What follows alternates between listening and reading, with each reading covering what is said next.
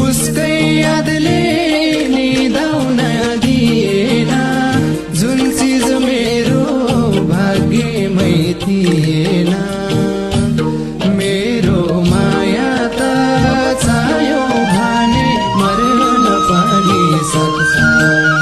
सिउँदो भरे पराइको भइसक्यो, यति धेरै माया नगर तिमलाई अप्ठ्यारो